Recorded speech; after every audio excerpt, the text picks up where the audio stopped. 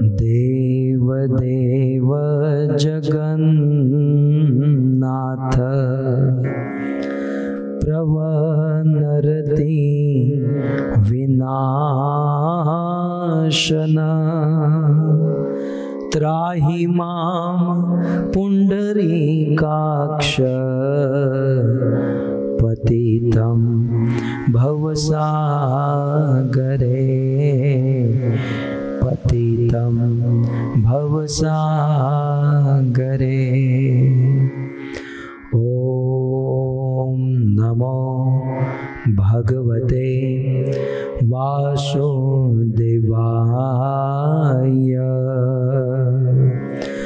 ॐ नमो भगवते वासुदेवाय।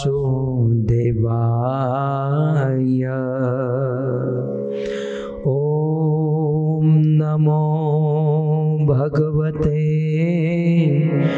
वासुदेवाय। जय जय श्री राधा रमण, जय जय नवल किशोर, जय गोपी चित्तचोर प्रभो, जय गोपी चित्तचोर प्रभो, जय जय माखन चोर, जय जय माखन चोर। श्री कृष्णचंद्र भगवान की, जगत गुरु शील प्रभुपाद की। उपस्थित भगवत कथा अनुरागी पधारे हुए भक्तवृंद, इस सभा को सुशोभित करने वाले अंतर्राष्ट्रीय कृष्ण भावनामृत संघ, हमारे इस्कॉन के वरिष्ठ भक्तगण, दूर दूर से देश विदेश में फेसबुक यूट्यूब आदि के माध्यम से बड़ी भारी मात्रा में इस कथा का श्रवण करने वाले समस्त श्रोतागण एवं सर्वजन हिताय सर्वजन सुखाय भगवत प्रेम प्राप्त करने हेतु इस सुंदर भागवत कथा का आयोजन करने वाले हमारे यजमान परिवार अंबू भाई एवं शांता माता जी का यह बृहद परिवार, जिनके 2 बेटे और 3 बेटियां हैं, जिनमें से जगदीश भाई और प्रेमलता माता और उनके सुपुत्र मनीष, उनकी धर्मपत्नी फियोना और बच्चे आवा देवना और इनका पूरा परिवार समक्ष उपस्थित बैठकर भगवत कथा श्रवण कर रहा है। तो आप सभी भक्तों का श्रीमद् भागवत कथा के जगन्नाथ कथा के द्वितीय दिवस में पुनः एक बार स्वागत एवं आप सब के चरणों में हमारा प्रणाम। जय जगन्नाथ कहो, जय जगन्नाथ कहो। जिस देश में जिस वेश में, जिस देश में रहो जिस वेश में रहो, जय जगन्नाथ कहो। जिस योग में जिस भोग में रहो, जय जगन्नाथ कहो। जिस ग्राम में जिस नाम में जिस धाम में रहो, पर जय जगन्नाथ कहो। जिस रंग में जिस ढंग में जिस संग में रहो, जय जगन्नाथ कहो। आराम में या सम्मान में, आराम में सम्मान में या अपमान में रहो, जय जगन्नाथ कहो। जिस ज्ञान में जिस ध्यान में जिस मान में रहो, जय जगन्नाथ कहो। इस लोक में परलोक में या जिस लोक में रहो, जय जगन्नाथ जय जगन्नाथ कहो। जिस सेवा में, चाहे फूल की सेवा हो, भोजन की सेवा हो, जिस सेवा में, जिस मेवा में या जिस त्याग में रहो, जय जगन्नाथ कहो। जिस आह में, जिस वाह में, जिस भाव में रहो, जय जगन्नाथ कहो। परिवार में, व्यवहार में या संसार में रहो, जय जगन्नाथ कहो। जिस राह में, जिस जात में, ब्राह्मण वैश्य क्षत्रिय चतुर्थ, जिस राह में, जिस जात में या जिस बात में रहो, जय जगन्नाथ कहो। जिस मेला में, जिस रेला में या जिस ठेला में रहो, जय जगन्नाथ कहो। बहुत लंबा चौड़ा लिस्ट है, आधा घंटा निकल जाएगा, लेकिन कुल मिलाकर संसार में जिस किसी परिस्थिति में रहे, जय जगन्नाथ कहते रहे। भक्तों, स्कंद पुराण में श्री व्यास मुनि लिखते हैं कि अहो त्वायम खलु भाग्य राशि। स्कंद पुराण में ऐसा लिखा है कि जिन जीवों का कलयुग में जन्म हुआ है, कलयुगी जीवों के लिए वे कहते हैं अहो त्वायम खलु भाग्य राशि। ये कलयुगी जीव, खलु माने निश्चित ही, भाग्य राशि, राशि माने बहुत मात्रा में, अर्थात कलयुग के जीव बहुत बहुत भाग्यशाली है। संस्कृत के शब्द के ऊपर गौर कीजिएगा। अहो, अहो माने अपना खेद व्यक्त करते हैं कि हम तो इस सौभाग्य को नहीं ले सके, लेकिन अहो त्वायम खलु भाग्य राशि, कलयुग के जीव बहुत भाग्यशाली है। क्यों? क्योंकि ये ना विरासित भुविदारु मूर्ति, क्योंकि कलयुग में स्वयं भगवान कृष्ण दारू मूर्ति, लकड़े की मूर्ति जगन्नाथ के रूप में प्रकट हुए हैं। यस्यात्युपास्ति श्रुतिराह मुक्तिम प्रदान आत्मा विमोहितानाम। भक्तों, क्या बताए, मेरे लिए तो जगन्नाथ जी बिल्कुल फिट बैठते हैं। देखिए, सतयुग के भगवान हंस हैं या सतयुग के भगवान नरसिंहदेव हैं। सतयुग के जो भगवान हैं, उनकी प्राप्ति, उनका जो कार्य है वो ध्यान है। ठीक है। त्रेतायुग के भगवान राम है। त्रेतायुग में भगवान का कार्य यज्ञ करना है। द्वापर के भगवान कृष्ण है। उस कृष्ण का कार्य, कृष्ण को प्राप्ति का साधन परिचर्या, बड़े बड़े मंदिरों को बनाना। सतयुग के भगवान ध्यान में लगे हैं, द्वापर में, त्रेता में यज्ञ में लगे हैं और द्वापर में परिचर्या में लगे हैं। लेकिन कलयुग के भगवान जगन्नाथ हैं और जगन्नाथ का एक ही कार्य है और वो है प्रसाद ग्रहण करना। कलयुग में जगन्नाथ जी भगवान जगन्नाथ के रूप में प्रकट हुए हैं, तो अन्य युगों में राम धनुष उठाकर बाण मारते हैं, कृष्ण बांसुरी उठाकर बजाते रहते हैं। अन्य युगों में भगवान के अनेकों अवतार और उस अवतार के अनेकों कार्य, परंतु कलयुग में जो भगवान का अवतार हुआ है, उस भगवान का एक ही कार्य है और भगवान की एक ही लीला है और वो है प्रसाद ग्रहण करने की लीला। तो कहते हैं अहो त्वायम खलु भाग्य राशि, कलयुग के जीव बहुत भाग्यशाली हैं, क्योंकि कलयुग में जिस भगवान जगन्नाथ का अवतार हुआ है, उस भगवान जगन्नाथ का एक ही कार्य है भोजन करना। और उस भगवान जगन्नाथ के पास यदि कोई चला जाए और महाप्रसाद को ग्रहण कर लिया जाए, तो मात्र महाप्रसाद ग्रहण करके ही जीव भगवान के धाम वैकुंठ को प्राप्त कर सकता है। जगन्नाथ का भात जगत पसारे हाथ, स्कंद पुराण में लिखा है कि जगन्नाथपुरी में जगन्नाथ जी के लिए जो महाप्रसाद माने चावल बनता है, वो चावल आप जगन्नाथपुरी से अमेरिका, कनाडा कहीं भी लेकर आओ और रोज सुबह उठकर जगन्नाथ का एक चावल ग्रहण करो और दिन प्रारंभ करो। केवल इतना करने से आपको भगवान का धाम वैकुंठ प्राप्त हो सकता है। क्योंकि जगन्नाथ जी के इस एक चावल के लिए बहुत बड़ी बड़ी घटनाएं बीत गई हैं। नारद, शिव और पार्वती की चर्चा आने वाले दिनों में हम करेंगे, लेकिन कुल मिलाकर कहने का भाव यह है कि अहो त्वायम खलु भाग्य राशि, कलयुग के जीव निश्चित ही भाग्यशाली हैं, क्योंकि भगवान प्रकट जगन्नाथ के रूप में हुए हैं। न ध्यान, न यज्ञ, न होम हवन, न तप, केवल और केवल प्रसाद खाने से मुक्ति प्राप्त हो जाती है। वे कहते हैं यस्यातु पास्ति श्रुति राह मुक्तिम, ज़्यादा मेहनत करने की ज़रूरत नहीं है। भक्तों, हमारे जैसे लोग, मैं मेरी बात कर रहा हूँ, आप सब तो पहुँचे हुए संत हैं, मैं मेरे जैसों की बात कर रहा हूँ। हम क्या कर सकते हैं?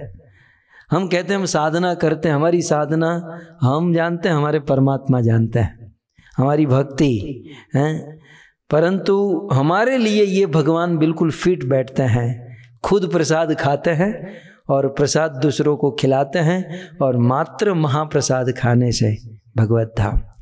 वैसे हम लोग कहते हैं कि महाप्रसाद महाप्रसाद, लेकिन जगन्नाथ जी के भक्तों का ये भाव है कि महाप्रसाद शब्द एकमात्र जगन्नाथ के लिए यूज होता है, अर्थात जगन्नाथ जी को जो भोग लगा है उसी को महाप्रसाद कहते हैं। बाकी सब प्रसाद हो सकता है, लेकिन महाप्रसाद तो मात्र जगन्नाथ का ही होता है। सो भक्तों, इस कलयुग में चाहे किसी भी जाति का, हमने अभी सुना ना, जिस जात में, जिस पात में, चाहे किसी भी जाति का क्यों न हो, आगे चलकर हम जगन्नाथ की लीलाएं सुनेंगे। एक मुस्लिम भक्त था, और मुस्लिम भक्त ने गेहूं और मैदे के आटे से एक बहुत सुंदर स्वीट बनाई, और स्वीट गेहूं और मैदे के आटे को फ्राई करके और फिर चाशनी में डालकर स्वीट बनाई, और वे भगवान जगन्नाथ को भोग लगाना चाहता था। लेकिन आप सब जानते हैं कि अन्य जाति को जगन्नाथ मंदिर में प्रवेश नहीं है, तो इनके हृदय में बड़ी भावना हुई कि जगन्नाथ इसे ग्रहण करे, जगन्नाथ इसे ग्रहण करे। लेकिन जगन्नाथ के पंडा उनको एंट्री नहीं देते थे। जब स्वयं को ही एंट्री नहीं, तो उनका बनाया हुआ वह प्रसाद, वह भोग, वह मिठाई, वो कैसे भगवान को अर्पण करने देते। परंतु जब पंडाओं ने, पुजारियों ने ये नहीं करने दिया, जगन्नाथ का हृदय से भाव अपने भक्त के हाथ से भोग प्रसाद ग्रहण करने के लिए जगन्नाथ और बलदेव छोटे से बालक का रूप लेकर उस मुस्लिम के घर पर आए और कहा कि आप जो हमको खिलाना चाहते थे वो हमको दे दो। उस समय वो मुस्लिम वहाँ पर सो रहा था, और सोए हुए कहा कि वहाँ कोने में पड़ा है, उसे खा जा। वहाँ मैंने जो स्वीट बना कर रखी वहाँ कोने में पड़ी है, वहाँ कोने में जाओ और उसे खा जाओ। तो 2-3 बार खाजा खाजा, उसे खा जा, मतलब खाजा बोले तो स्वीट का नाम ही हो गया खाजा। हम लोग कहते हैं ना जगन्नाथ जी का खाजा, ये खाजा शब्द यहीं से बना। जब उन्होंने कहा जगन्नाथ जी को उसे खा जाओ, और उस दिन से जगन्नाथ और बलदेव वो खाजा खाने लगे। और जब वहाँ के राजा को, पुजारी को पता चला कि जगन्नाथ जी स्वयं मंदिर को छोड़कर उनके घर पे जाके खाजा खा रहे हैं, उस दिन से जगन्नाथ के मंदिर में उस मुस्लिम की स्मृति में खाजा का भोग लगाया गया। तो ये खाजा जो है एक मुस्लिम भक्त ने प्रारंभ किया था। कहने का अर्थ ये है, ऐसी बहुत सारी लीलाएं, असंख्य लीला, सैकड़ों लीलाएं हमारे पास उसका समूह है। आने वाले दिनों में हम ये सब सुनेंगे, और इसका कोई इति नहीं है, क्योंकि ये लीलाएं वर्तमान में चल रही है। जैसे सतयुग में भगवान की लीला चली, त्रेता में रामचंद्र की लीलाएं चली, द्वापर में कृष्ण की, वैसे इस कलयुग में पूरे कलयुग पर्यंत जगन्नाथ जी की लीला अपने भक्तों के साथ चल रही है। कुल मिलाकर स्कंद पुराण में कहा गया कि कलयुग के जीव बड़े भाग्यशाली है कि कलयुग में जन्म हुआ, जगन्नाथ जी के सानिध्य में केवल भोग प्रसाद ग्रहण करके मुक्ति को प्राप्त हो सकता है।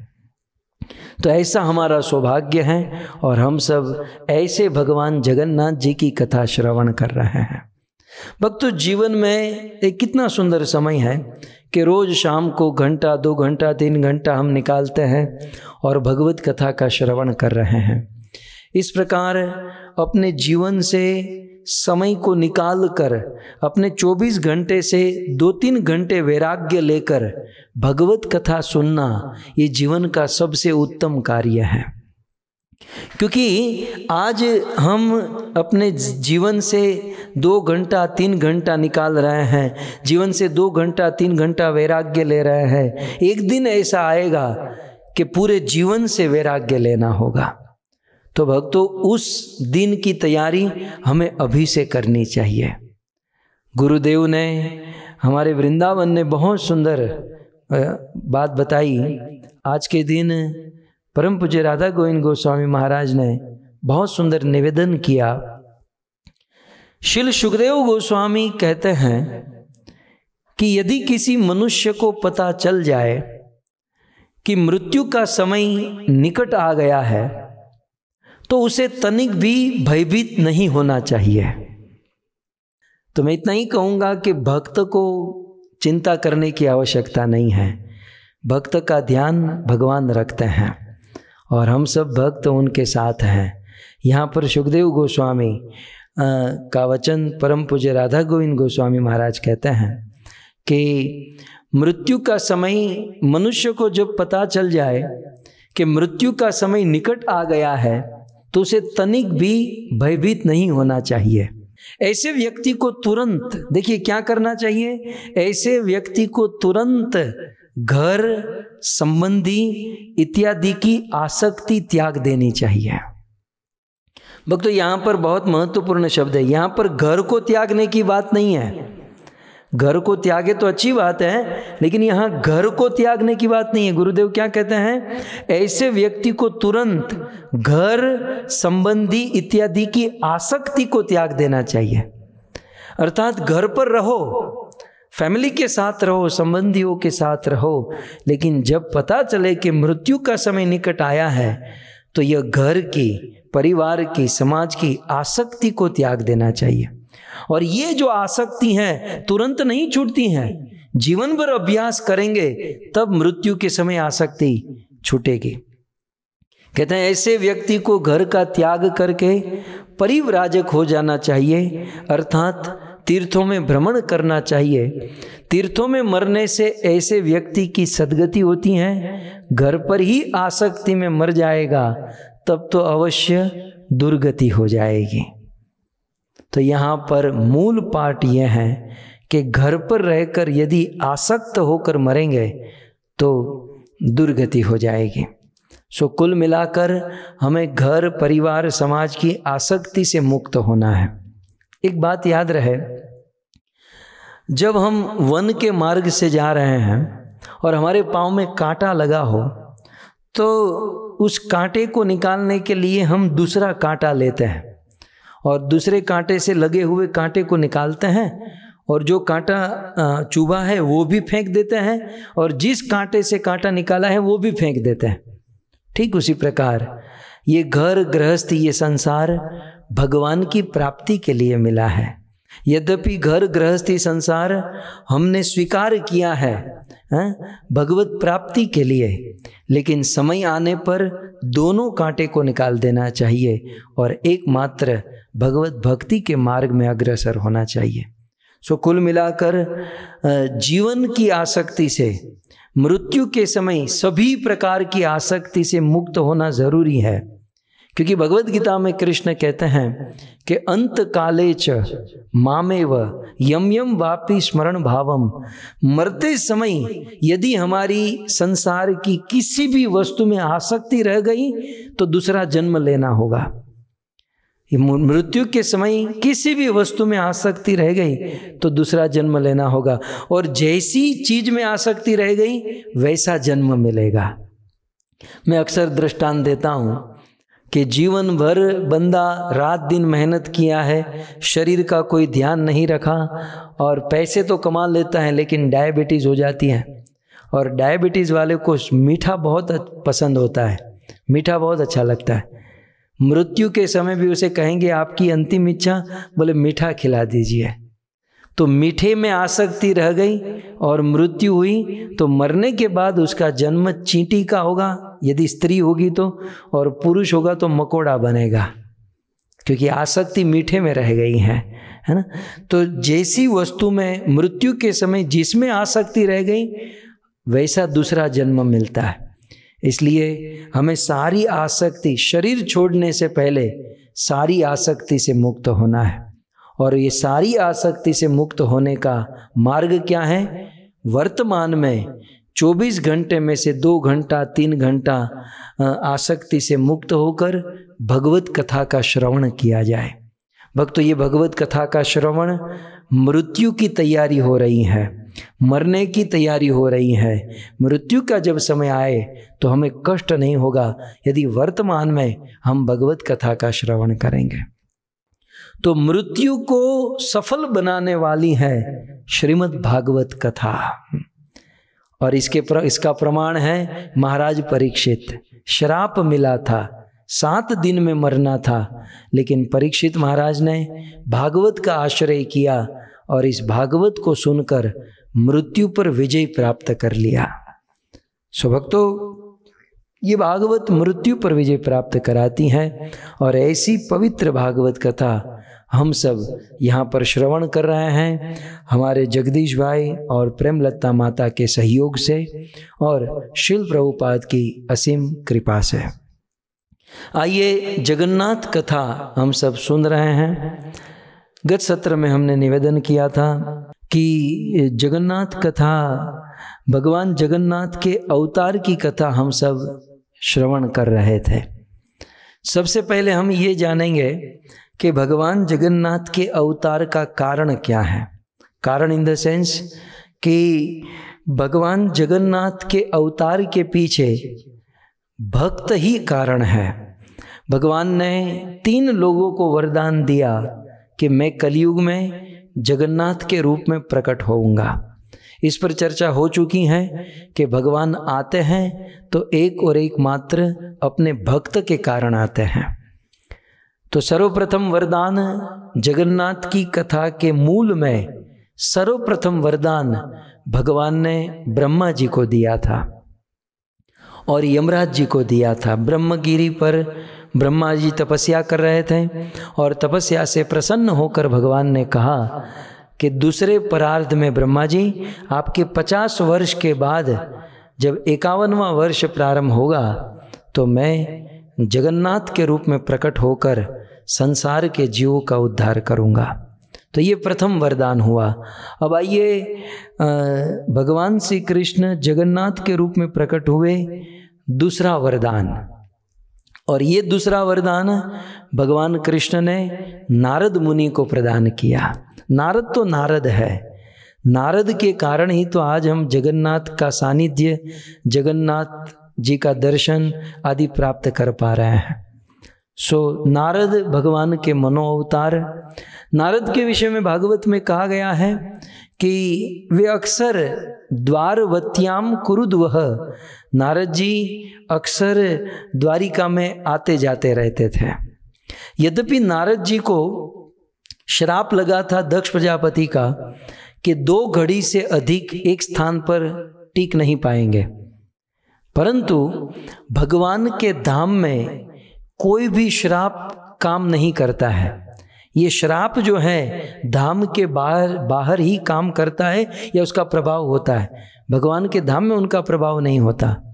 और इसलिए नारद मुनि द्वारिका में अक्सर आया करते थे और कई दिनों तक द्वारिका में रहते थे।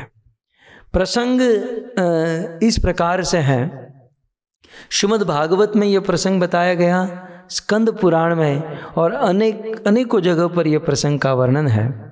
भगवान श्री कृष्ण द्वारिका में रहते थे और एक दिन की बात, कृष्ण सोए हुए थे और सोए हुए कृष्ण के मुख से निकल गया राधे राधे राधे। भगवान श्री कृष्ण के मुख से राधा नाम निकलने लगा। सत्यभामा, रुक्मणी ये सोच में पड़ गई कि आखिर ये राधा कौन है। कोई नहीं जानता था। कृष्ण की पत्नियों में राधा रानी के बारे में कोई नहीं जानता था। तो ये सोच में पड़ गई कि आखिर ये राधा कौन है। और धीरे धीरे भगवान श्री कृष्ण का ये रात को बोलना बढ़ गया। कृष्ण इतने इतने दुखी होकर रोते हुए बोलते थे, हे राधे ब्रज देवी के चल ललिते, कौन कियो अपराध तिहारो, छाड़ दियो ब्रज मंडल ते, कछु और दंड रहियो अति भारो। हे राधे, हे ब्रज देवी के, हे ललिते, राधे राधे मैंने तुम्हारा क्या अपराध किया है कि मुझे ब्रज मंडल से बाहर कर दिया। राधे मैंने तुम्हारा क्या अपराध किया, मुझे वृंदावन से बाहर निकाल दिया। राधे यदि मैंने अपराध किया भी है और तुम्हें मुझे दंड देना ही होता तो और कोई दंड नहीं था तुम्हारे पास? कुछ 2-5 लोगों को बुलवाकर मुझे पिटवा देती, मुझे थप्पड़ मार देती, लेकिन राधे मुझे तुमने ब्रज से बाहर कर दिया। द्वारिका का अखंड ऐश्वर्य भक्तों, द्वारिका नगरी में सब कुछ था। आज आदमी को सुखी होने के लिए जितनी वस्तु की आवश्यकता होती है सब कुछ द्वारिका में था, लेकिन फिर भी रात भर राधे राधे राधे बोलकर कृष्ण रोते रहते थे। एक कवि ने बहुत खूब कहा है कि दिल में जब किसी की याद का अभिषेक होता है, दिल में जब किसी की याद का अभिषेक होता है तो वह अभिषेक का जल आंखों का पानी बनकर बाहर निकलता है। आप लोगों ने अभिषेक किया है ना, जब भगवान का अभिषेक करते हैं तो वह जल मोरी के माध्यम से कहीं जाता है। तो दिल में जब किसी की याद का अभिषेक होता है तो वह आंसू बनकर छलकता है।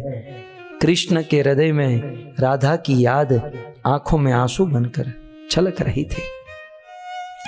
अब ये रुक्मणी सत्यभामा कृष्ण को पूछना तो चाहती थी, कृष्ण ये राधा कौन है, लेकिन भक्तों ये आज की पत्नियों की तरह नहीं थे। कृष्ण की ये पत्नियां बड़ी सुशील हुआ करती थी, संस्कारी हुआ करती थी। 16,108 पत्नी हैं, लेकिन एक पत्नी की भी कहने की हिम्मत नहीं हुई कि प्रभु ये राधा कौन है, ये रात भर आप राधे राधे क्यों बोलते हो। किसी की हिम्मत नहीं हुई।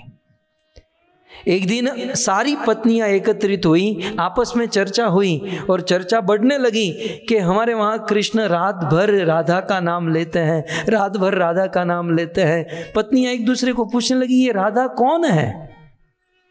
सत्यभामा ने कहा कि लगता ये ब्रज की कोई गोपी है, लेकिन उस गोपी ने ऐसा क्या जादू चलाया कि हमारे प्रियतम, हमारे पति रात दिन उनका नाम लेते हैं। हमारे अंदर, हमारे प्रेम में ऐसी क्या कमी रह गई कि रात भर वो राधा को याद करते हैं। अपने पति को तो पूछ नहीं पाई। इन सारी रानियों ने मिलकर सोचा उस राधा के बारे में जानना होगा। कैसे जाने, कैसे जाने?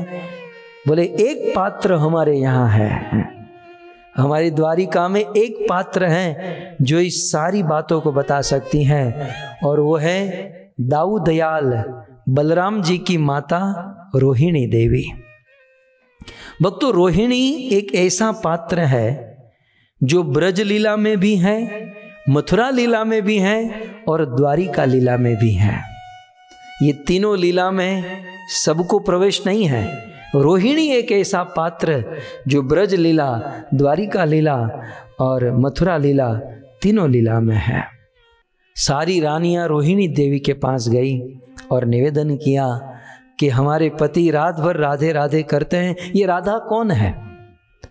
रोहिणी जी ने कहा कि ब्रज की गोपी है, कृष्ण की प्रिया है।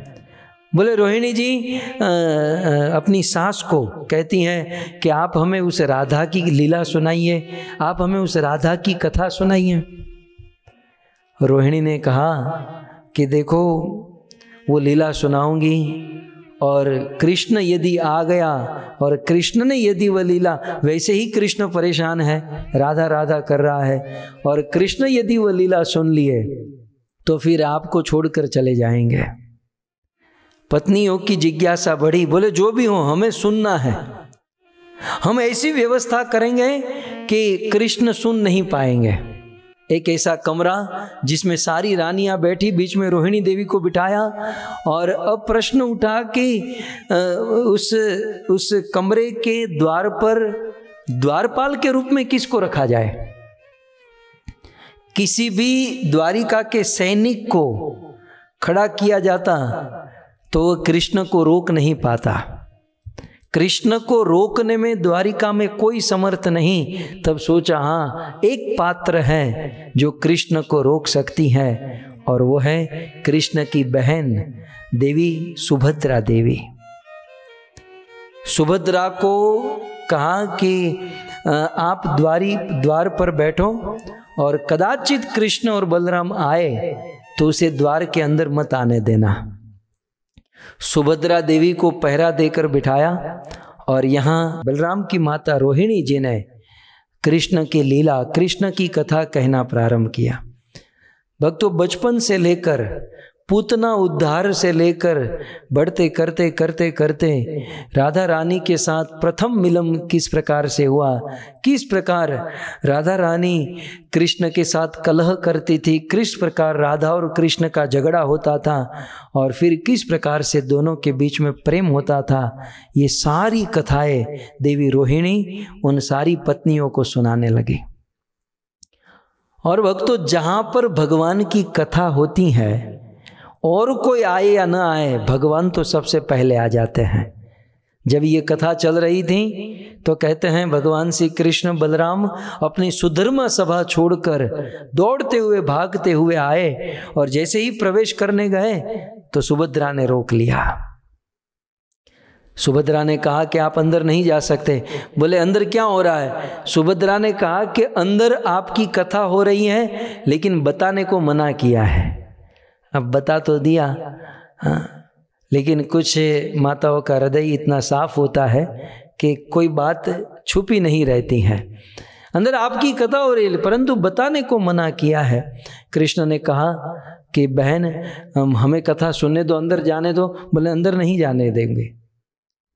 कृष्ण किसी को मनाने में बड़े एक्सपर्ट है। अपनी बहन को मना लिया और कहा कोई बात नहीं, अंदर मत जाने दो, खिड़की खोल दो, खिड़की पर खड़े खड़े हम लोग सुनेंगे।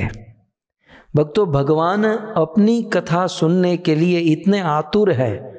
हमने कभी कभी देखा है कि कुछ ऐसे स्थानों पर कथा होती है तो कथा का हॉल हाउसफुल हो जाता है और जब हॉल में जगह नहीं होती तो लोग खिड़की पर खड़े खड़े सुनते हैं।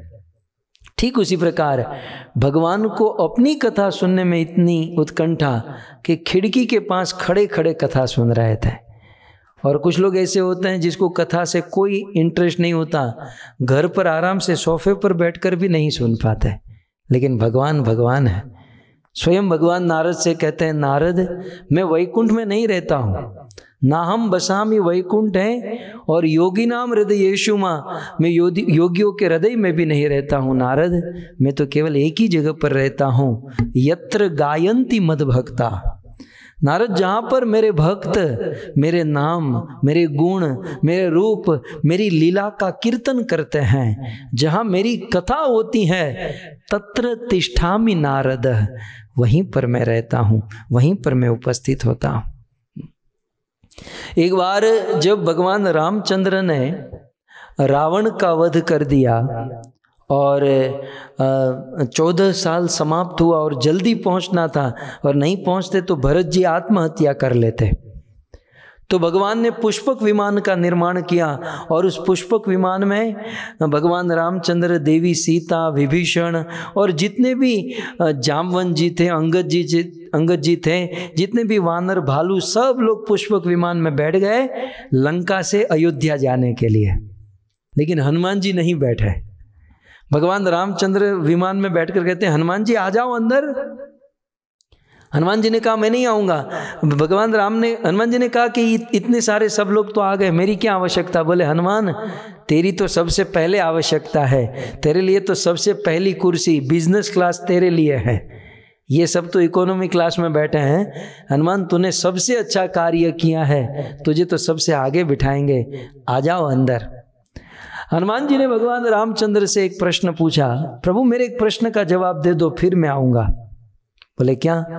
बोले प्रभु आप अयोध्या ले जा रहे हो, परंतु अयोध्या में आपकी कथा होती है, अयोध्या में आपकी कथा होती है। भगवान राम ने कहा अयोध्या में स्वयं मैं रहता हूं और जहां स्वयं मैं उपस्थित प्रकट रहता हूं, मेरी कथा की क्या आवश्यकता है?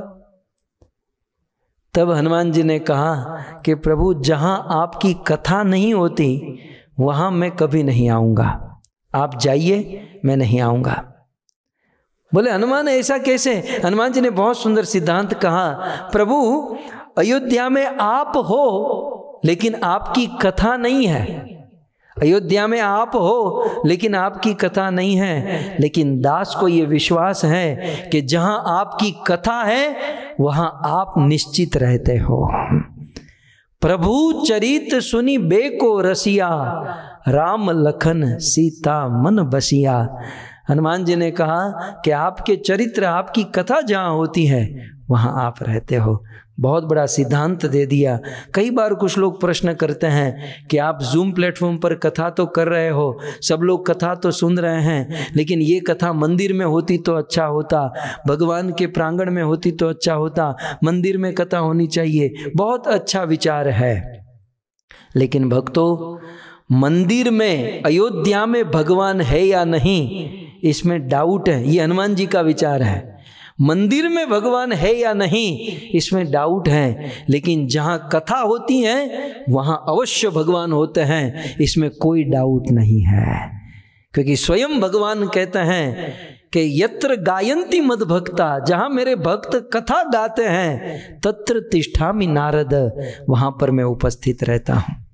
सो भक्तों भगवत कथा होती है वहाँ भगवान आते हैं। रोहिणी देवी कथा सुना रही थी, कृष्ण बलराम दौड़कर आए, सुभद्रा को मनाकर खिड़की खोलकर तीनों सुनने लगे।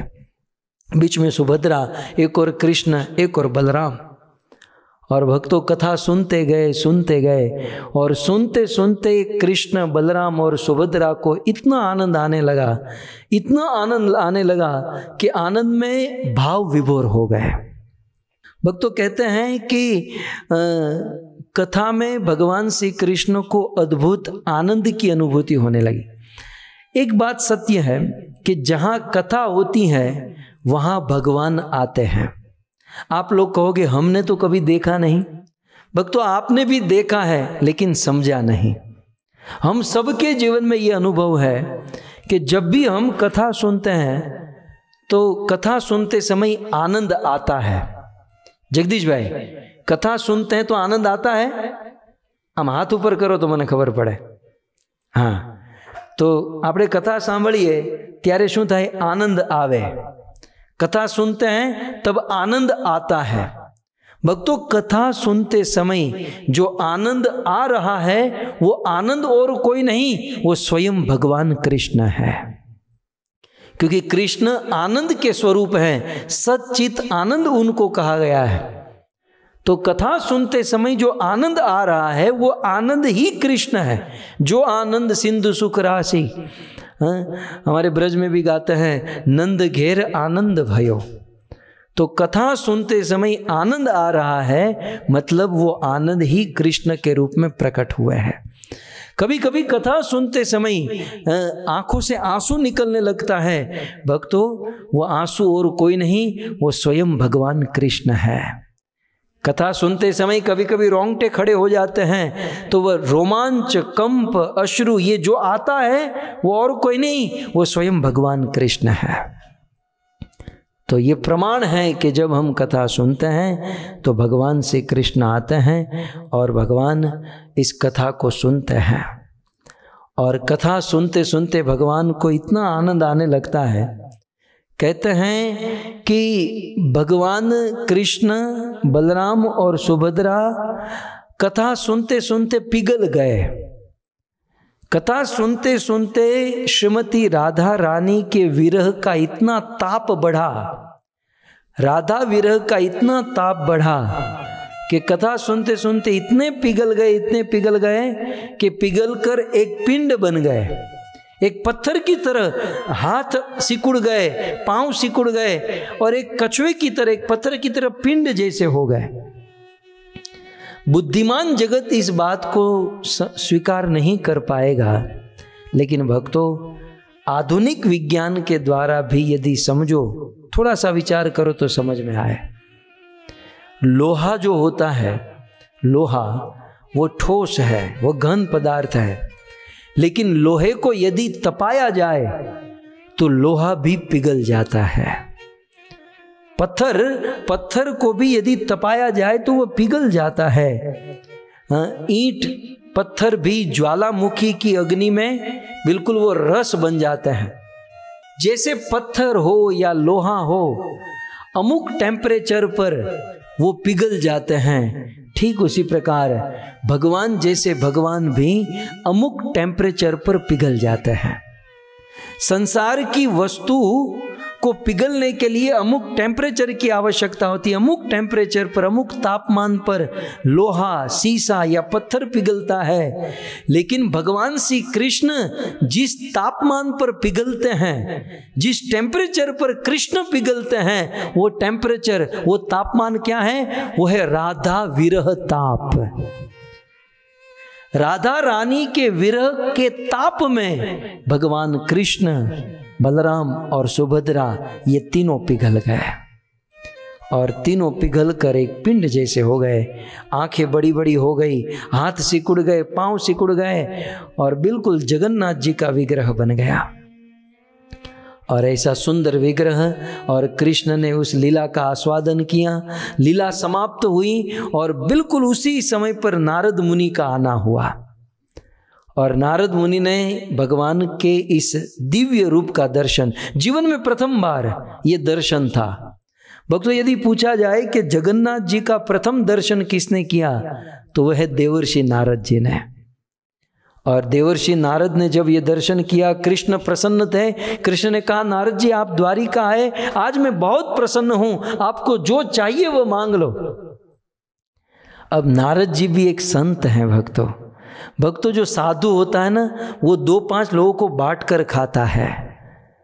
जो अकेले अकेले खाए उसे तो असुर कहते हैं। अहम पूर्वम नत्वम नत्वम इति भाषितम, ये आसुरी वृत्ति है। लेकिन साधु सज्जन व्यक्ति 2-5 लोगों को बांट कर खाता है। नारद मुनि के लिए भी यही हुआ। कृष्ण ने कहा कि क्या चाहिए? नारद जी ने कहा, प्रभु अभी अभी आपने जिस रूप का मुझे दर्शन कराया, ये कथा सुनते हुए और राधा के विरह के ताप में जो आपका शरीर पिघल गया और आपके शरीर ने एक विशेष आकार धारण किया, जगन्नाथ जी का जो आकार धारण किया, और जिस विशेष रूप का प्रभु मैंने दर्शन किया, यह रूप मैंने तो दर्शन कर लिया, लेकिन कलयुग के लोग इस रूप का दर्शन करें और अपने आप को भव बंधन के चक्र से मुक्त करें, आप ऐसा वरदान दे दीजिए। भगवान कृष्ण पूर्ण प्रसन्न थे और नारद मुनि को तथास्तु कह दिया। नारद मैं वरदान देता हूं कि अभी राधा के विरह में, राधा विरह विदुर, राधा के विरह में मेरा जो स्वरूप रूप प्रकट हुआ है, ऐसा ही रूप ब्रह्मा के 50 वर्ष के बाद प्रथम चतुर्युग में, कलयुग में मैं प्रकट होऊंगा और जगन्नाथ के रूप में प्रकट होकर संसार के जीवों को मेरे दर्शन से, मेरे प्रसाद से कृतार्थ करूंगा और मुक्ति प्रदान करूंगा। इस प्रकार द्वापर युग में, द्वारिका में भगवान ने यह रूप प्रकट किया और नारद मुनि को वरदान प्रदान किया। जगन्नाथ जी की भूमिका में ये दूसरी कथा, नारद जी को वरदान। पहला वरदान ब्रह्मा और यमराज को दिया, दूसरा वरदान नारद मुनि को दिया और अब तीसरा वरदान भगवान श्री कृष्ण अपनी परम प्रिया श्रीमती राधा रानी को दे रहे हैं। भक्तों ये कथा श्रीमद् भागवत में नहीं, ये कथा स्कंद पुराण में है। स्कंद पुराण में वर्णन है कि भगवान श्री कृष्ण इसी प्रकार द्वारिका में रह रहे थे और द्वारिका में रहते हुए राधा के विरह का ताप और अधिक बढ़ने लगा। राधा का विरह कृष्ण को और अधिक सताने लगा। और रात दिन कृष्ण राधा के विरह में रो रहे थे। एक समय की बात, जब कृष्ण को राधा का विरह हुआ, कृष्ण मूर्छित होकर गिर गए और उस समय उद्धव जी ने बलराम जी को कहा कि आप व्रज में जाओ और कैसे भी करके कृष्ण को व्रज में लेकर जाना होगा। तो बलराम जी आप जाओ और ब्रजवासियों को कहो कि हम कृष्ण को लेकर आ रहे हैं। बलराम जी ने कहा मैं नहीं जाऊंगा। तो सुभद्रा ने कहा मैं जा रही हूँ। सुभद्रा देवी ब्रज में जाने के लिए निकल पड़ी। बलराम जी ने सोचा कि हमारी बहनें अकेली जा रही हैं, मुझे भी उनके पीछे जाना चाहिए। उनके पीछे बलराम जी गए और यहाँ नारद मुनि आए। नारद और उद्धव जी ने मिलकर ये डिसीजन लिया कि द्वारिका में रहे बहुत दिन हुआ और यहाँ रहकर कृष्ण को राधा का विरह समाप्त नहीं हो रहा है। अब कैसे भी करके कृष्ण को राधा के पास ब्रज में लेकर जाना ही होगा। नारद और उद्धव जी तैयार हुए भगवान श्री कृष्ण को द्वारिका से वृंदावन ले जाने के लिए।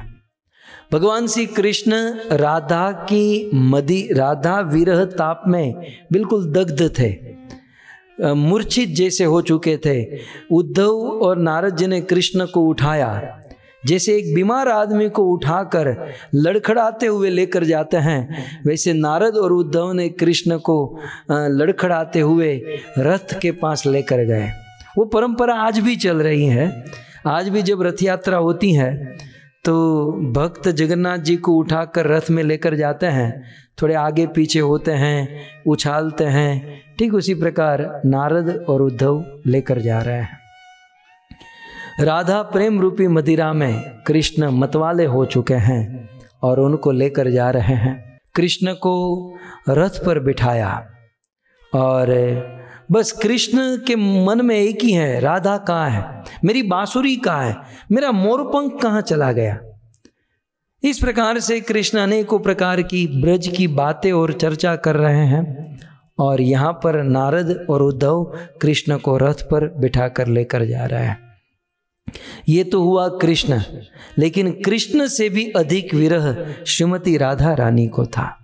दूसरी ओर ब्रज में राधा रानी की स्थिति बिल्कुल गंभीर है। राधा के प्राण कृष्ण है और कृष्ण जब दूर हुए तो मानो राधा के प्राण निकल गए।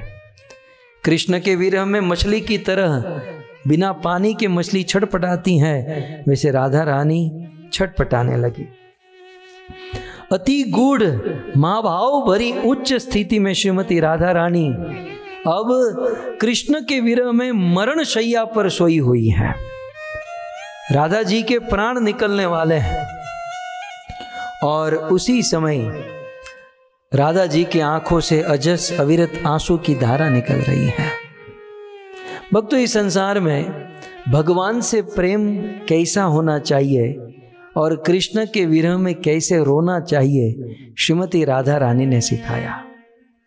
निरंतर राधा रानी रो रही हैं। राधा मरण शैया पर हैं, मरने की तैयारी है, आंखों से आंसू निकल रहे हैं और आंसू इतने निकल रहे हैं कि आंसू नदी की तरह, एक झरने की तरह बह रहा है।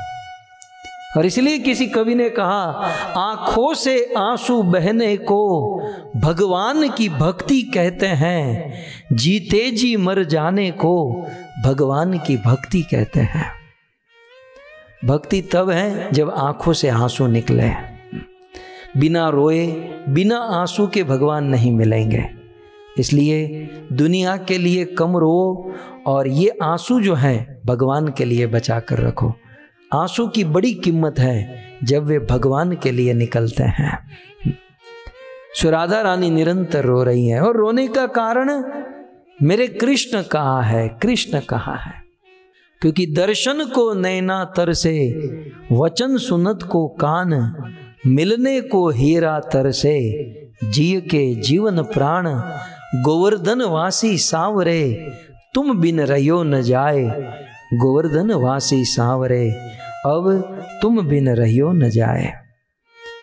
गोवर्धन वासी सांवरे कृष्ण के बिना अब राधा का जीना मुश्किल है।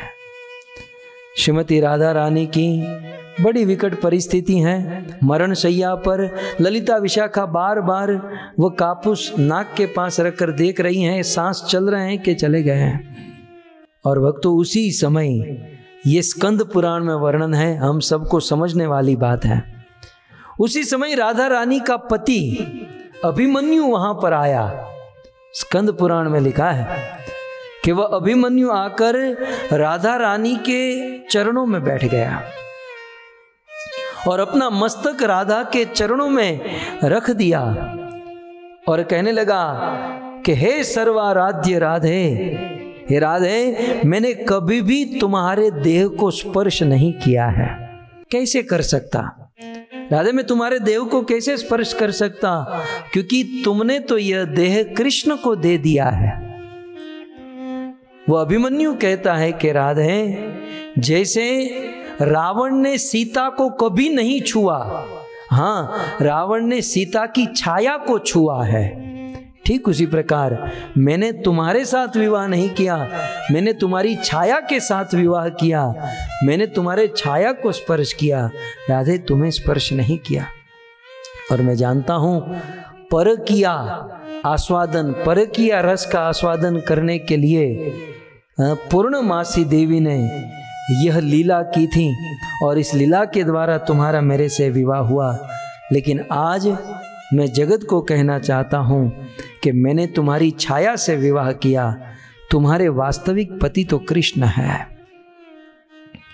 इस प्रकार से अभिमन्यु के जाने के बाद राधा रानी की ननंद कुटिला, राधा रानी की ननंद कुटिला आई।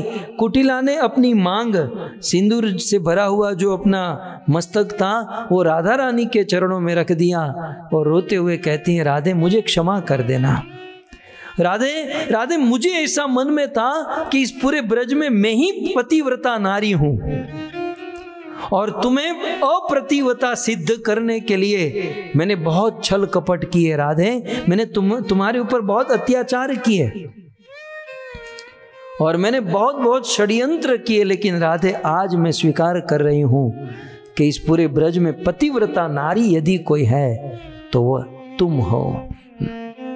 एक बार कृष्ण बीमार हो गए और अब राजा का बेटा बीमार हुआ। बड़े बड़े वैद्य आए लेकिन कृष्ण का वह बीमारी ठीक नहीं हुई।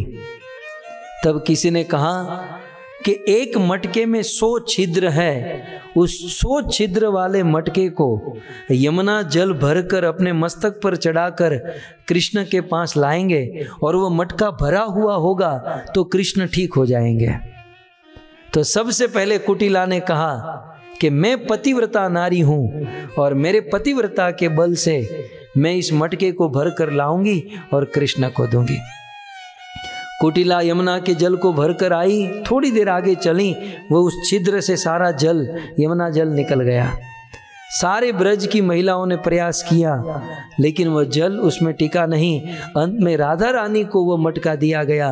राधा रानी यमुना का जल उस फूटे हुए मटके में भर कर आई, कृष्ण के पास पहुंची, एक बूंद भी नीचे नहीं गिरा। उस घटना को याद कराते हुए राधा रानी की ननंद कुटिला कहती है कि राधे राधे, तुमने सिद्ध कर दिया कि तुम पतिव्रता नारी हो।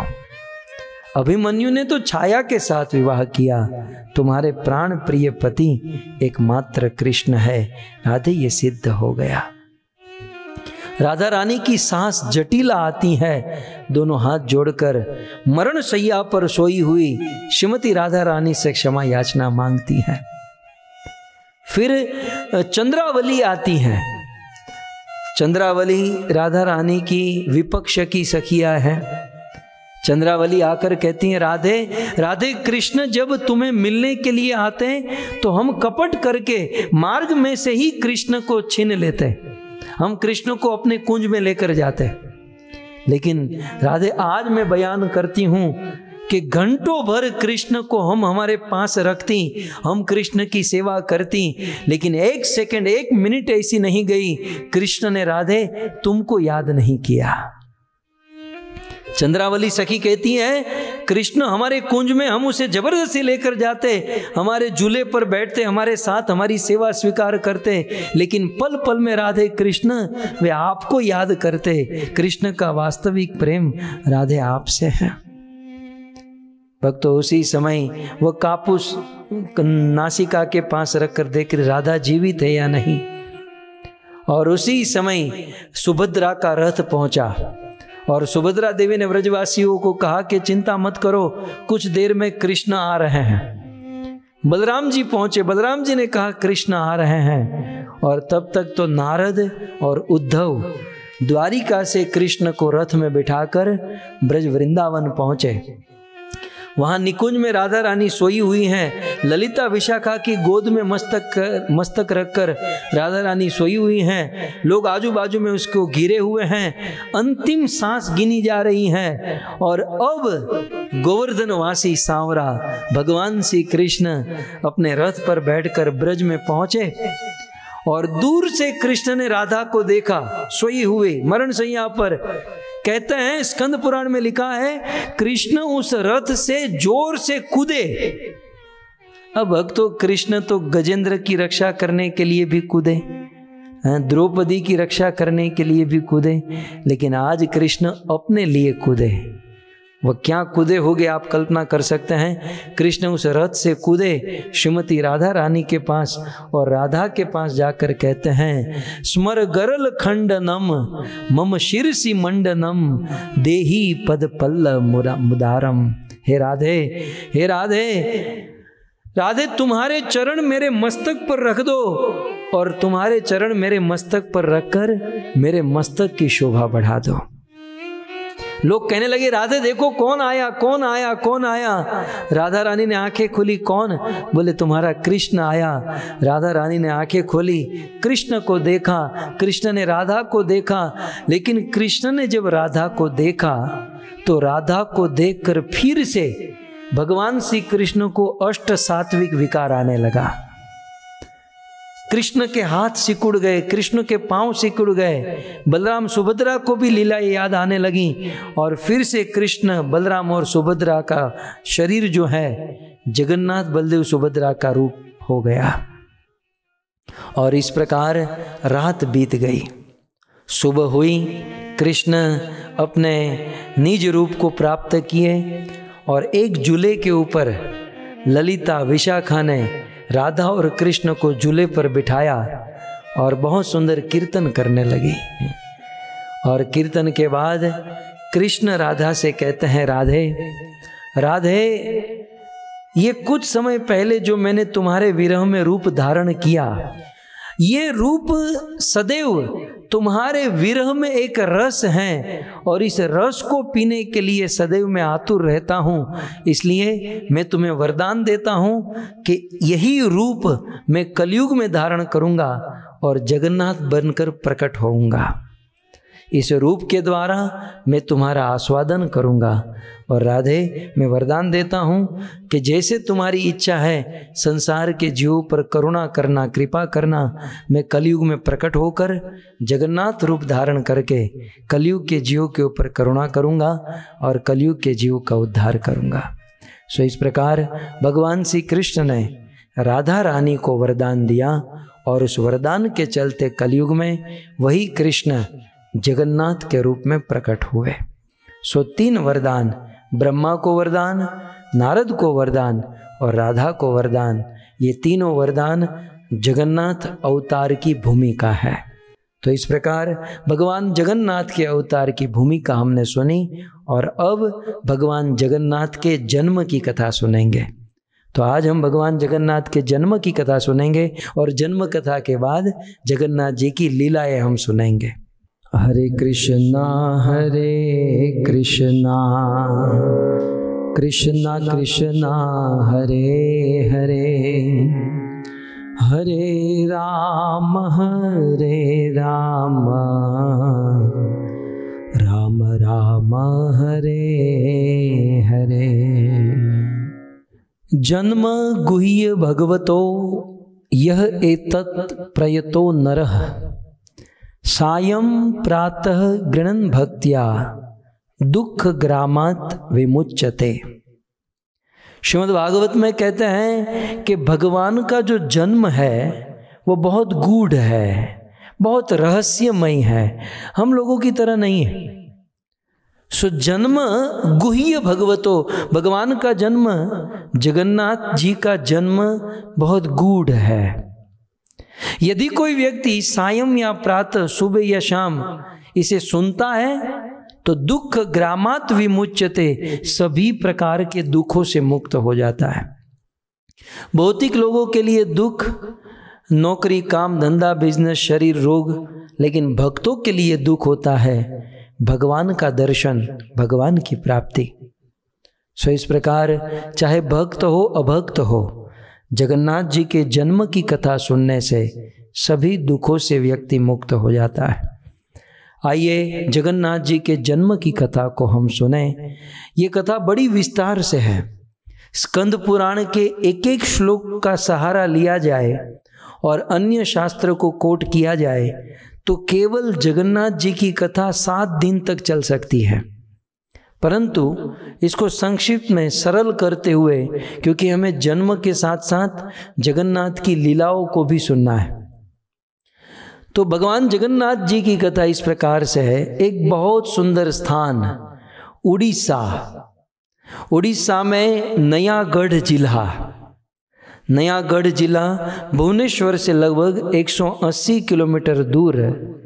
एक बहुत सुंदर पर्वत, समंदर के निकट बहुत सुंदर पर्वत, रमणीय स्थान, और उस पर्वत का नाम नीलाद्रि पर्वत, और नीलाद्रि पर्वत के ऊपर भगवान नील माधव विराजमान है। ये नील माधव भगवान चतुर्भुज रूप में, शंख चक्र गदा पद्म, स्वयं भगवान कृष्ण चतुर्भुज रूप में नीलाद्रि पर्वत पर नयागढ़ जिले भुवनेश्वर से 180 किलोमीटर दूर उड़ीसा में विराजमान है। ये उस समय की बात है, सतयुग के लगभग प्रारंभ में ब्रह्मा जी की परंपरा में एक बहुत बड़े राजा हुए, जिस राजा का नाम था इंद्रद्युम्न, महाराज इंद्रद्युम्न। मालवा प्रदेश के उज्जैन अवंतिका के चक्रवर्ती सम्राट थे महाराज इंद्रद्युम्न। और महाराज इंद्रद्युम्न की एक बहुत सुंदर पत्नी जिनका नाम था गुंडीचा।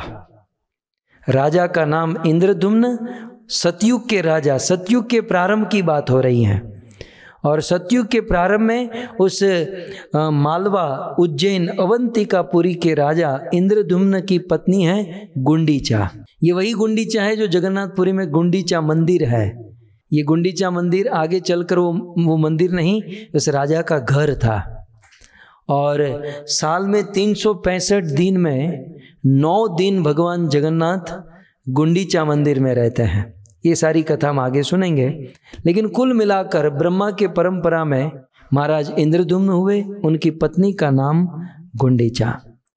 राजा इंद्रद्युम्न और गुंडीचा देवी दोनों बड़े धार्मिक, भगवान के बड़े भक्त, जैसे मनु और शत्रुपा के बारे में हम भागवत में सुनते हैं। राजा गुंडीचा और राजा इंद्रद्युम्न को कोई संतान नहीं थी, और संतान नहीं थी तो उनको कोई कष्ट दुख नहीं था। हम लोग सुनते ना भागवत महात्म्य में, आत्मदेव ब्राह्मण को कोई संतान नहीं है, तो आत्मदेव ब्राह्मण को संतान नहीं होने के कारण कष्ट था, दुख था, इतना दुख कि वो आत्महत्या करने चले गए।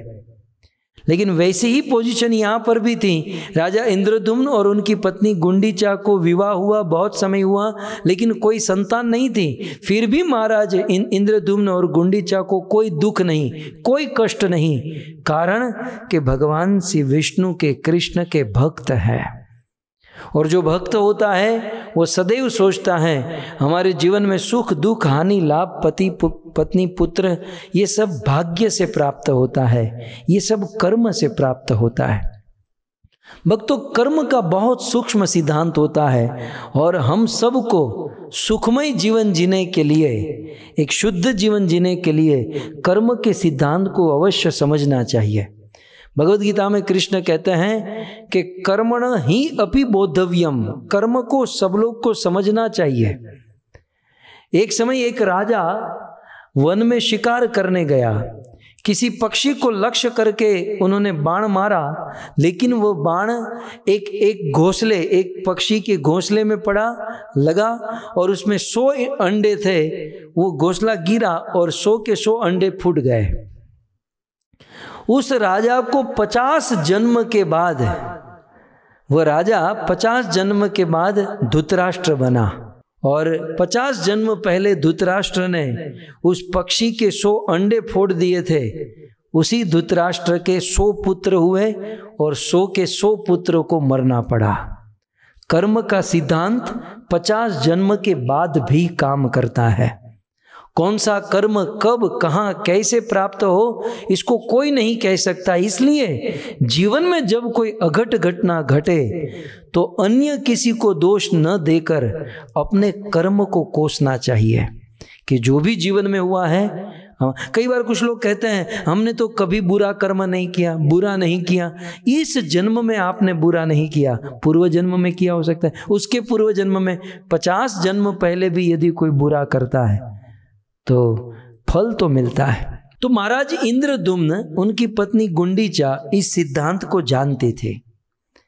भक्त जो होते हैं इन सिद्धांत को समझता है, अतः उनको कोई अफसोस नहीं था। वे यही सोचते थे कि भगवान जो भी करते हैं अच्छे के लिए करते हैं। भक्तों, कई लोगों को 4-5 संतान होते हैं, कई लोगों को 2 संतान होते हैं, कई लोगों को संतान नहीं होते हैं। ये सब कुछ भगवान की इच्छा और प्रेरणा से होता है। यदि हम हमारी बुद्धि से कुछ करने जाएंगे तो ये सारे पासे उल्टे हो जाएंगे।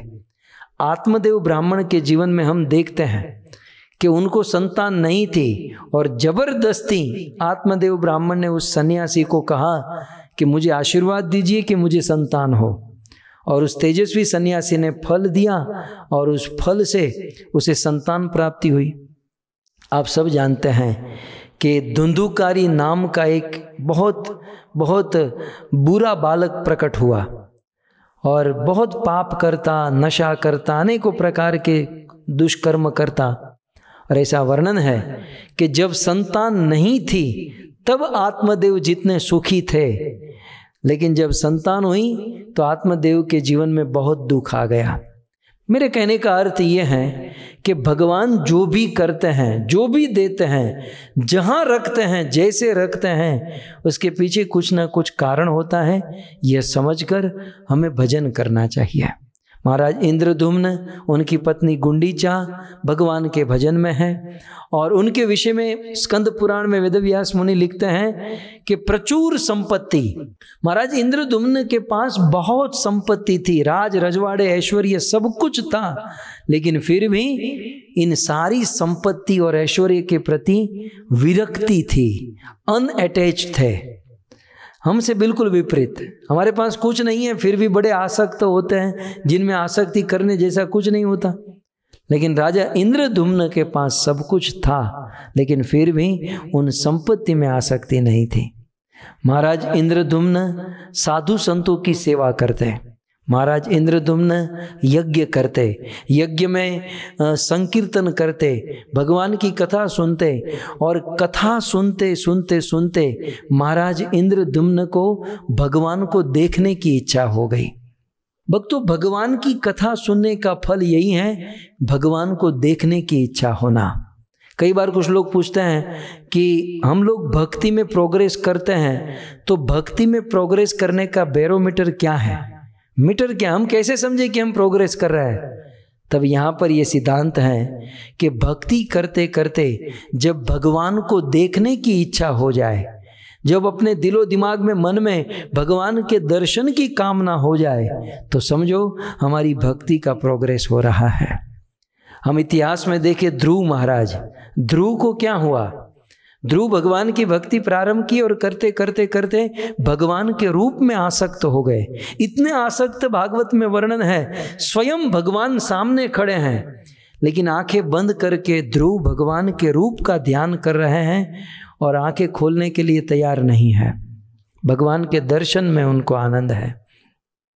हम देखते हैं श्री चैतन्य महाप्रभु, श्री चैतन्य महाप्रभु ने अपने अंतिम जीवन में यही दिखाया, भगवान को देखने की लालसा, मुझे हरि कब मिलेंगे, भगवान कब मिलेंगे।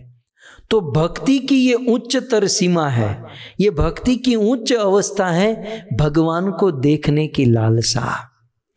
कहते हैं महाराज इंद्रद्युम्न और गुंडीचा के मन में भगवान को देखने की लालसा हुई।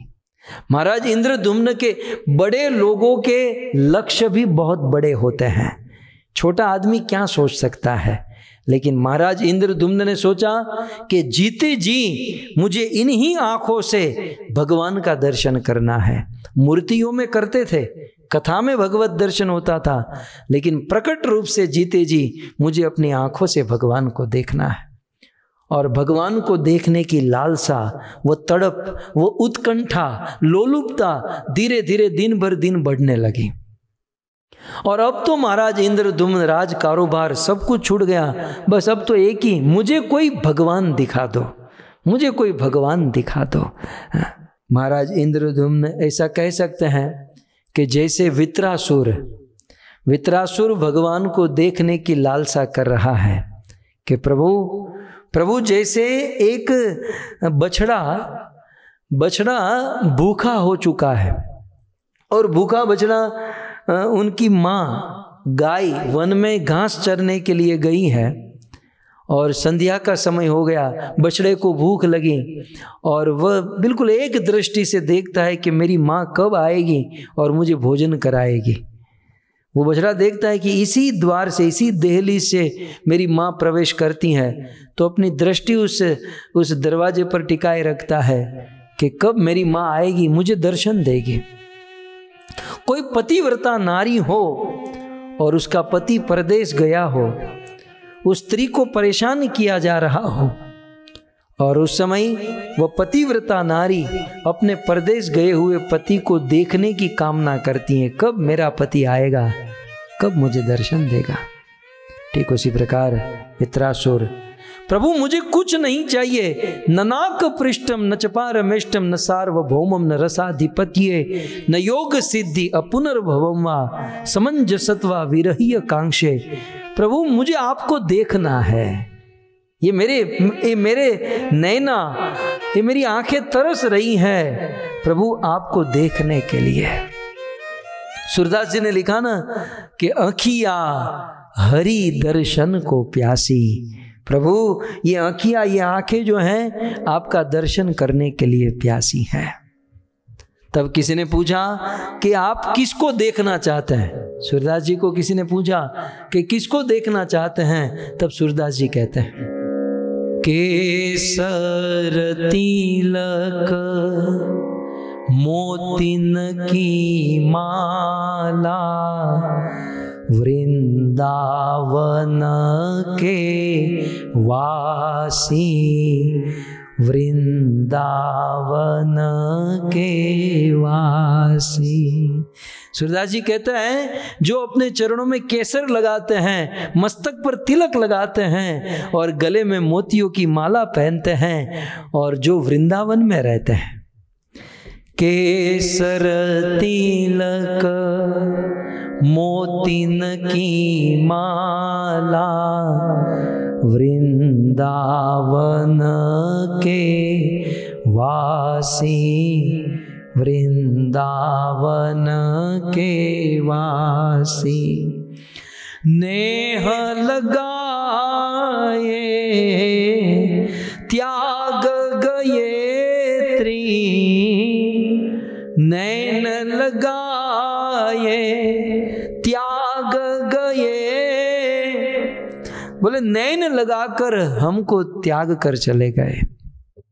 दाल गए गल फांसी, हरि दर्शन को प्यासी।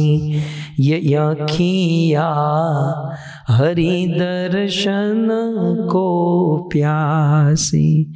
सूरदास जी ने बहुत सुंदर कहा कि नेह लगा कर चले गए, हम पर एक दृष्टि डाली, हमने तो अपना दिल कुर्बान कर दिया, प्रेम देकर चले गए। और कैसे चले? अब कृष्ण का दर्शन नहीं होना ये फांसी के समान है। कोई इस फांसी को निकालो और कोई हमें कृष्ण का दर्शन करा दो। तो महाराज इंद्र, मालवा का राजा इंद्रद्युम्न भगवान को देखने की इच्छा कर बैठा। और भक्तों, एक दिन की बात, भगवान अपने भक्त की इच्छा पूर्ण करते हैं। एक दिन महाराज इंद्रद्युम्न के राज्य में साधु आते ही थे, लेकिन एक साधु आया, राजा इंद्रद्युम्न ने उनकी सेवा की। भक्तों, एक बात याद रहे, गृहस्थ जीवन में गृहस्थी का सबसे पहला कर्तव्य है घर पर आए हुए साधु संत अतिथि की सेवा करना। गृहस्थी व्यक्ति अपने जीवन में बहुत बिजी होता है, इसलिए उतनी तपस्या, उतनी साधना, समर्पण नहीं कर सकता। इसलिए जो संत, जो साधु, जो सन्यासी साधना करते हैं, तप करते हैं, ध्यान भजन करते हैं, बस ऐसे लोगों की सेवा करने से गृहस्थ जीवन धन्य होता है। इसलिए बार बार गृहस्थियों के लिए यही कहा गया कि घर पर आए हुए साधु संत अतिथि की सेवा करो। महाराज इंद्रद्युम्न ने एक बहुत बड़े संत आए और उनकी सेवा की। और इतिहास खोलकर देखिए, हमारे भगवान कृष्ण ने सुदामा की सेवा सोने के आसन के ऊपर बिठा कर की। वशिष्ठ ऋषि ने, विश्वामित्र दुश्मन थे लेकिन फिर भी मीठी वाणी से उनकी सेवा की। कुल मिलाकर सेवा की। और उस साधु ने बहुत सुंदर बात कही, शब्द के ऊपर ध्यान रखने लायक है। राजा इंद्रद्युम्न के मन में तो था कि मुझे भगवान का दर्शन मिले, और उस साधु ने कह दिया, भक्ति भावे हा पूजे करंती दर्शन कोटि कोटि जन्म पाप होवई वहना। वह साधु राजा इंद्रद्युम्न के राज्य में आकर कहता है कि भक्ति भावे, बोले मैंने सुना है कि वर्तमान में स्वयं भगवान प्रकट हुए हैं, और उस भगवान को भक्ति भाव से जो पूजता है और जो दर्शन करता है तो कोटि कोटि जन्म पाप होइल वहन, करोड़ों करोड़ों जन्म के पाप नष्ट हो जाते हैं। और आगे क्या कहते हैं, से चतुर्धा मूर्ति को जेहु देखी नाही, से चतुर्धा मूर्ति को जेहु देखी नाही, सत्य पुण्य कले से हूँ मुक्ति ना मिलही। उस चतुर्धा मुक्ति को जो व्यक्ति अपने जीवन में देखता नहीं है, उसे कभी मुक्ति नहीं मिलती है। और वह चतुर्धा मुक्ति और मूर्ति और कोई नहीं, जगन्नाथ, बलदेव, सुभद्रा और सुदर्शन चक्र। चतुर्धा मुक्ति मूर्ति इस संसार में प्रकट हो चुकी हैं, और उसे देखकर व्यक्ति अपनी आंखों को कृतार्थ कर सकता है। राजा इंद्रद्युम्न प्रेम भाव में विह्वल हुए।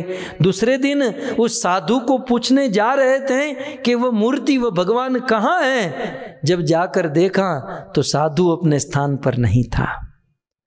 महाराज इंद्रद्युम्न ने अपने सेनापति को बुलाया, राजसभा में आदेश दिया, अपनी सेना को भारत के उत्तर, दक्षिण, पूर्व, पश्चिम चारों दिशा में भेजा और कहा कि 3 महीने का समय देता हूं।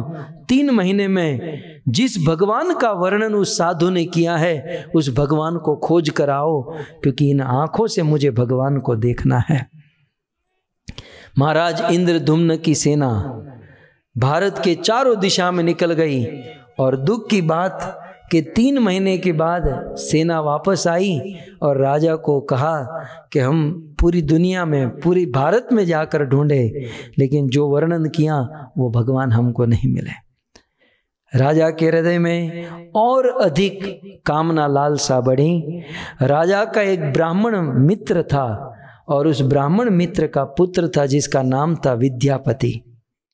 विद्यापति आए और विद्यापति ने राजा से वादा किया, राजन आप चिंता मत करो, आपकी सेना फेल हुई, लेकिन भगवत कृपा से मैं स्वयं उस भगवान को खोजने जाऊंगा और राजन मैं बहुत जल्द उस भगवान को खोजकर आपको उनका दर्शन कराऊंगा। सो महाराज इंद्रद्युम्न का मित्र विद्यापति मालवा, उज्जैन, अवंतिकापुरी से निकला, अनेकों गांव, अनेकों देश, राज्य पसार करते करते करते करते ओडिशा में पहुंचा। और ओडिशा में समुद्र तट पर एक बहुत सुंदर पर्वत, एक बहुत सुंदर दृश्य का दर्शन उस विद्यापति ने किया, जिसका वर्णन हमारे जगन्नाथ अष्टक में किया गया। महाम्बोधे तीरे कन रुचिरे नील शिखरे वसन प्रासादांत सहज बलभद्रेण बलिना सुभद्रा मध्यस्थ सकल सुर सेवा वसरदो जगन्नाथ स्वामी नयन पथगामी भवतु में। विद्यापति महाराज इंद्रद्युम्न का वह मित्र विद्यापति घूमते घूमते घूमते पहुंच गया नीलाद्रि पर्वत। और नीलाद्रि पर्वत की तलेटी में एक बहुत सुंदर गांव था। उस गांव में एक रात के लिए उन्होंने विश्राम किया। एक काम करते हैं, विद्यापति को एक रात विश्राम करने देते हैं, आप सब भी एक रात विश्राम कर लीजिए।